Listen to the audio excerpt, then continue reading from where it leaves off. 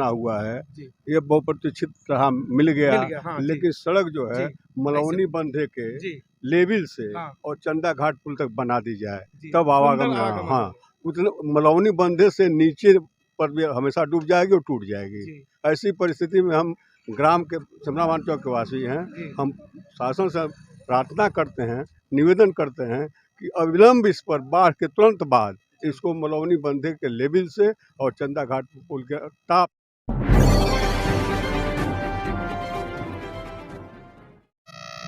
नमस्कार, रुआ देखा तानी भोजपुरी न्यूज टाइम। हम शंभू शरण ए वक्त गोरखपुर के चंदा घाट संपर्क मार्ग पे हम मौजूद बानी। चंदा घाट वो चंदा घाट जौने के बड़ी लंबे समय से मांग रहल और उत्तर प्रदेश के मुख्यमंत्री योगी आदित्यनाथ 17 में जब ये उत्तर प्रदेश के मुख्यमंत्री बनलन तो एकर शिलान्यास कैलन।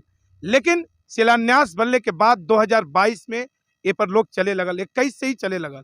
लेकिन एक समस्या यहाँ रह गई और बार बार जनप्रतिनिधि के और तमाम आला अधिकारी के एकर सूचना भी दिया कि चंदा घाट से जो संपर्क मार्ग मलौली बांध के जोड़ा था वो बहुत नीचे बा और बाढ़ अइला के बाद वो खतरनाक स्थिति ले ली और आवागमन बाधित हो। बड़ी आबादी से जुड़े ले चंदा घाट से और रोज हजारों के लोग ये रास्ते से गुजरलन। यह रास्ते से बरहलगंज से जे हो के आवेला कौड़ीराम से सीधे मोतीराम अड्डा से जुड़ के देवरिया के तरफ कुशीनगर के तरफ चल जाला। तो बड़ी आवाम बड़ी आबादी से जुड़े ले। लेकिन हर साल जब बाढ़ आवेले तो ये जो संपर्क मार्ग बा वो मैरून होके टूट जाला। चंदा घाट चंदा घाट चंदा घाट गोरखपुर जनपद के विशिष्ट परियोजना रहल चंदा घाट। उत्तर प्रदेश सरकार के नाक के नीचे उत्तर प्रदेश सरकार, चूंकि उत्तर प्रदेश सरकार की बात ए नाते कि गोरखपुर से मुख्यमंत्री योगी आदित्यनाथ चुन के जालन। गोरखपुर सदर विधानसभा के बगल में विधानसभा ग्रामीण विधानसभा और बगल में बांसगांव विधानसभा, दो संयुक्त विधानसभा के परिक्षेत्र में परिप्रेक्ष्य में ही चंदा घाट पुल का निर्माण भइल। उत्तर प्रदेश सरकार बनते योगी आदित्यनाथ एक शिलान्यास कैलन। लेकिन का 7 साल हो गए ये सड़क के चौड़ा कैला के जरूरत नहीं पड़ल। का चौड़ा जौन बनल बनावल चीजों के लेप के चिकन करके दिखा दिहल गए।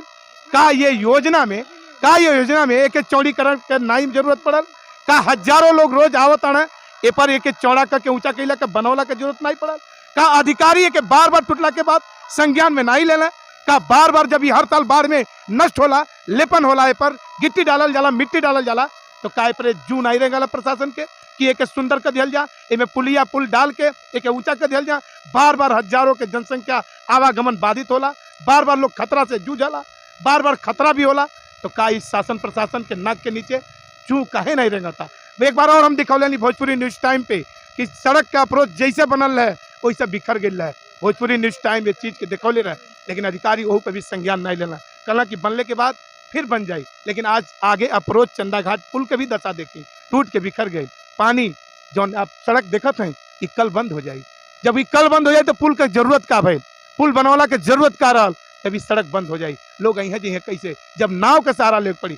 पहली बार ऐसा देखल जाता कि पुल के बाद पुल के बगल में नाव चले तो एक का कहल जाए। आप सब सोची और विचार। यहाँ के स्थानीय नागरिक बारे आपसे जानना चाहते हैं कि का ए पर कैसे मांग करते हैं, कैसे कहल चाहता नहीं कि शासन प्रशासन इ पर कार्रवाई करे।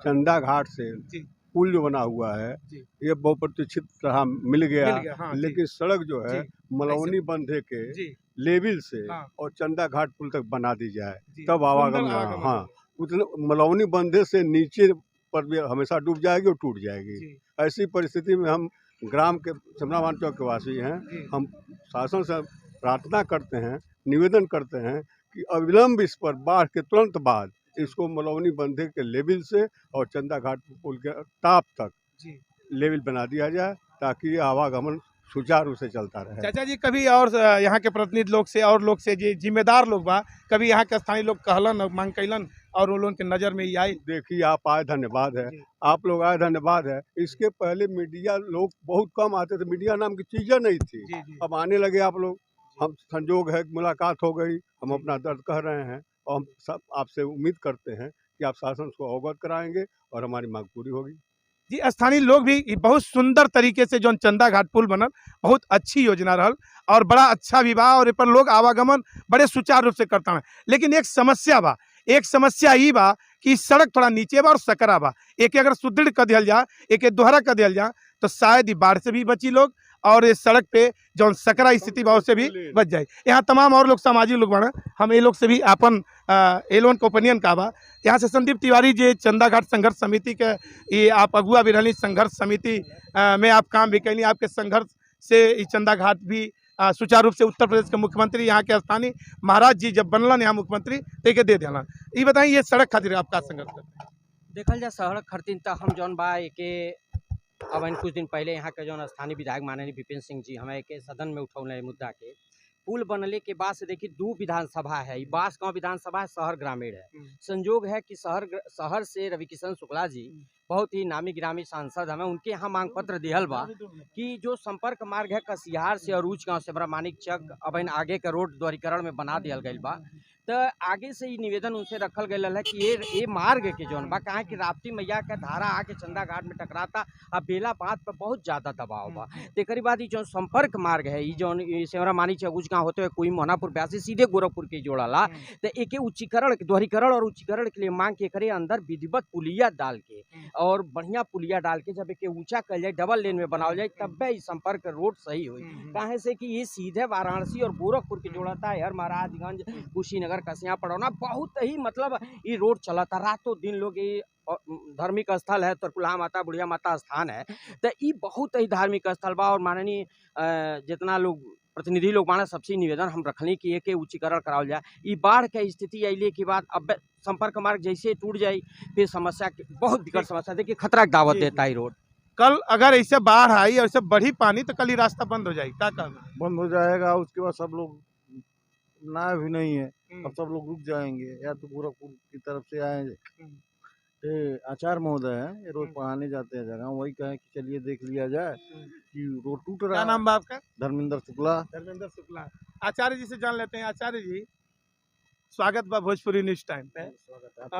ये अगर कल बंद हो जाए तो कैसे आपका आवागमन? अब आपको क्या बताएं सर, हमारी विधा तो कुछ इस प्रकार के है कि विगत 2006 से हम श्री नेहरू इंटरमीडिएट कॉलेज मैया में नियुक्त हुए और तभी से जो है खुशी की लहर बन गई थी किसी रास्ते में अपना आराम से। हाँ, तब से तो विगत 13 वर्ष तक तो हम लोगों ने यहाँ नाव से, और आप खुद सोच सकते हैं कि जब एक परिवार का मुखिया सदस्य या पति या पुत्र नाव से प्रतिदिन जाता आता है, वो भी भरी नदी में, तो उनकी क्या सोच या क्या उनकी मनोदशा हो सकती है। लेकिन प्रशासन के निर्देशानुसार या प्रशासन के सौजन्य से यह पुल तैयार हुआ, एक अंदर बड़ी खुशी की लहर दौड़ी कि चलिए, लग तो ऐसा रहा था प्रारंभ में कि अपनी जीविका ही छूट जाएगी, भाई पहले जान है फिर जहान है, शरीर रहेगी तो हम कहीं और नौकरी कर लेंगे। तो पुल बनने से काफ़ी सारी आशाएं जागृत हुई, लेकिन जो इस पुल के जो सहायक अंग हैं, जो इसके अन्य रोड हैं जिससे व्यक्ति जा सकता है आ सकता है, जैसे कोई ऊँचगांव या जंगहा देवरिया जहाँ भी जा सकते हैं, प्रॉपर हम जंगहा ही प्रतिदिन जाते हैं। अभी हमारे एक चिंतक जो साथ में ही उतरते हैं, मंगरू यादव जी, हम दोनों अगल बगल विद्यालय शास्त्री में वो है, नेहरू में हम हैं, तो उन्होंने फ़ोन किया कि पंडित जी वो रास्ता टूट गया। के सुंदर तरीके से देखी तमाम लोग अपन अपन बात रख लेना। गोरखपुर जनपद में चंदा घाट एक प्रमुख स्थल और बड़ी अच्छी योजना जो बार बार हम बताओ थे, लेकिन चुटकी बजा के ही काम हो सकेला, कोनो बड़ी बात नहीं खे उत्तर प्रदेश सरकार के लिए, कोनो बड़ी बात नहीं खे, लेकिन शायद नजर न पड़ पाले होके, क्योंकि चंदा घाट तो बहुत सुंदर तरीके से आप सबके समर्पित हो गई, लेकिन बहुत जरूरत बा ये रास्ता के ऊंचा करके एक सुंदर बनौला का, और ये आसानी से हो सकेला। निश्चित तौर पे आम आवाम के साथ, भोजपुरी न्यूज टाइम के दर्शक के साथ हम शासन और प्रशासन से ये लोग के सुपुर्द करते, ये लोग के बात के उठावत कि शासन प्रशासन पर ध्यान दे और निश्चित तौर पे जल्द ही ये रोड के ऊंचा करे, चूँकि अब की तो बाढ़ आई गई, चूँकि एक आए वाले समय में ये समस्या से निजात मिले और आए वाले समय में संकट से लोग मुक्ति पाए। कैमरा पर्सन दिलीप संग, हम समुद्र देखत रही भोजपुरी न्यूज टाइम।